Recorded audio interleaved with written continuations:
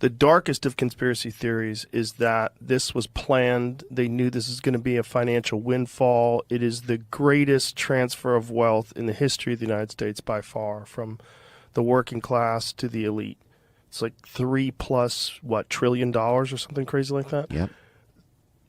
We've already established that it was created in a lab. We already established that USAID funded it. We already established that Fauci et al. Lied about gain-of-function research, what they were doing.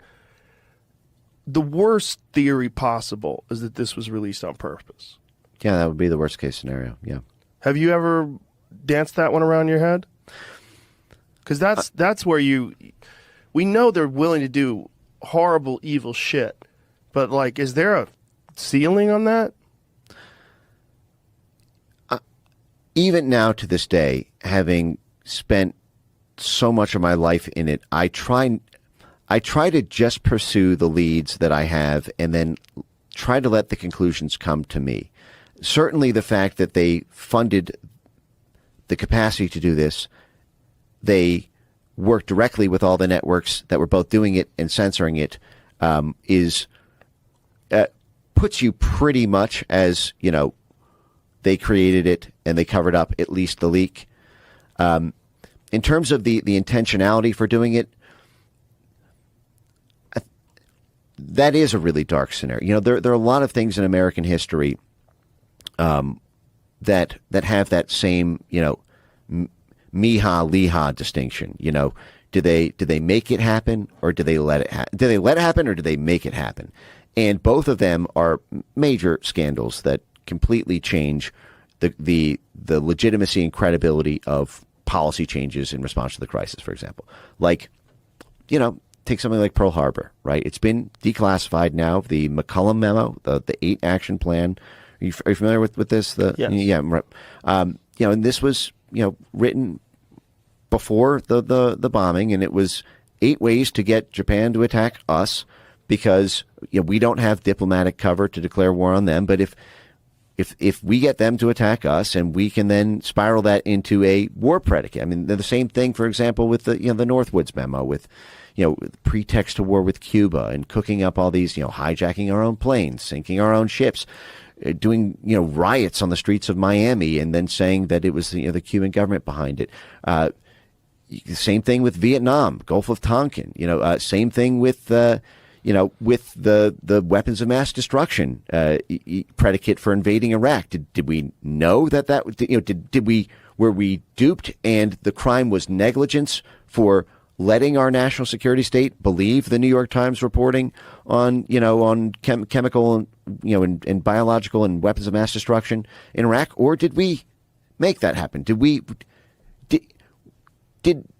you know, was that something that we knew was not true based on our own intelligence, but because there was a useful thing there?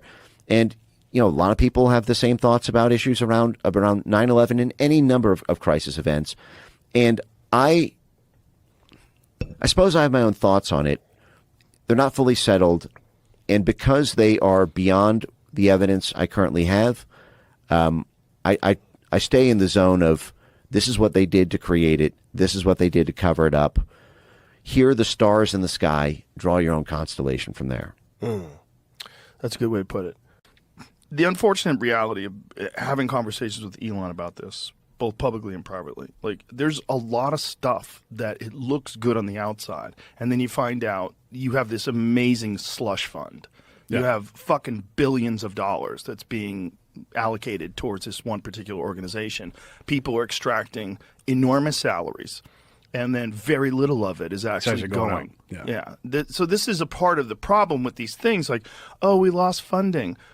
Yeah, okay. Yeah, that's bad. You definitely want to have funding to help innocent people get out of jail. But like, what the fuck were you doing? Where's all the money going? I don't know. You know, but I know a lot of them. I know that they spent $251 million on transgender animal studies. Like, there's some wild money that's being thrown around. They spent $2 million giving cocaine to dogs. Super important to find out. I really wanted to see the episodes of the $20 million they spent on the Sesame Street in Iraq. In Iraq. That's why some of those. Was Oscar still a villain, or was it Big Bird? Let's count the gays as we throw them off the roof. 1. Ha ha ha. I mean, $21 million. Did you? But how where's much? the fucking common sense? Like, when people hear that, Yeah. just because it's fucking Elon and some 20-year-olds, they can't go, oh, yeah, I'm glad he did that. That's a waste of my money. There was a study that was done recently that showed that 96% of all the stories that mainstream media prints about Elon are negative. 96%. Meanwhile, the guy saved those fucking people trapped up in space. Yeah. You didn't hear a peep about And the shit he that. does when there's natural disasters with the Starlink. Oh, yeah. He's revolutionizing space travel, revolutionizing satellite internet capabilities and the availability all over the world. It's crazy. It's really crazy. And saving billions of dollars of your Right. tax money from going to fucking fun, stupid-ass programs it's not just all over the stupid-ass world. programs. Some of it is like you don't even know where it went. It's corruption, too. He said that some of the money, that there was billions of dollars that was written out with no receipts at all. He said if this was a private company, or excuse me, a public company, they would be delisted and all the executives be thrown in prison. But in the government, it's just like standard practice. How business come as nobody usual. has gone to prison? That's one of my main questions for Trump and the administration. It's a good question. Well, What's going on? Well, the administration's only 100 days old, right? Or 130 or whatever the fuck it is. It's like, I think it takes a while to even find out what the fuck happened. I don't know. You know, I've had conversations with people about it, and it's like, Jesus, like just trying to get the documents, like when they're trying to get the Epstein files, like the state of New York, one of the district attorneys was they were hiding documents. They'd have forced them to give documents. I think there's so many fucking powerful people that are on those lists. There's so many powerful people that went and partied. Air quotes, partied. And how many of them went to the Diddy parties? Have you been paying attention to the trial? Oh, yeah. Trials. Wild. Why don't they air it the same way they aired the coverage that Johnny maybe Johnny Depp got? I know. Why don't they? I don't know. They should. The ratings would be amazing. Unreal. Yeah. Like, what are you doing? Why wouldn't you air that? What's going to happen, though, you think? Well, Diddy's going to be in jail for the rest of his life. I think he's probably going to get Think he's hit going to up. sing, though? I don't know. I don't even think it matters. I mean, it's a lot of it is. But then it's just another There's- Epstein. there's It's another murder Ghislaine Maxwell, where there's somebody gets murder indicted and cases. nobody else indicted for trafficking kids to Right. no to, one. to no one. Right. That's the crazy thing about Ghislaine, right? She's in prison for sex trafficking to who? Yeah. I'm not sure. Yeah. But I mean, there's a lot of people that want some heads to roll. Not Well, the just Diddy with thing that. has just started, so we'll see. Because apparently there's tremendous amount of video that they have. But we've also heard that about the Epstein client. Yeah. And what are they going to do? How much is it going to get out? Are you familiar with the Smith-Mont Act? Is that the 2011, 2012 thing where Obama allowed people to use propaganda against United States citizens? Yeah, that was what was done then under Obama was the effective repeal of it. It was called the Smith-Mont Modernization Act, but the modernization got rid of the whole purpose of it, the firewall, because at the time the media and media control was seen as the linchpin crux of winning the Cold War, piping in pro-U.S. Media influence because everything moved after World War II from kinetic warfare and military occupation. You know, we used to militarily occupy the Philippines, for example, after we won the Spanish-American War, but that was banned under international law. Territorial acquisition by military force in 1948. So we had to win elections, and we had to influence the passage of laws in foreign countries by having an apparatus inside those countries that influenced the hearts and minds of people, which influenced who they voted for, which then determined the government. So you had to move towards political vassalage rather than military occupation. And what the Smith-Mont Act did is, simultaneous with the creation of this in 1948, Congress recognized the Frankensteinian monster they were creating by authorizing a covert, permanent Department of Dirty Tricks, and this is their phrase, not mine, to do this cloak and dagger, to to infiltrate and co-opt the universities, the unions, the media, the politicians, the judges, the whole swarm army. You know, what I have been calling for a long time the USAID Truman Show, because it's, you know, these people in these foreign countries have no idea, you know, how many of the things they interact with that are effectively a movie set being constructed by the U.S. State Department and its sister influence orgs. But the point that I'm getting at here is the Smith-Mundt Act in 1948 said, okay, you guys can do this. State Department can do this. CIA can do this. USAID, when it came along 13 years later, could do this. But so there was a guy named Frank Wisner who was known as one of the godfather figures of the CIA.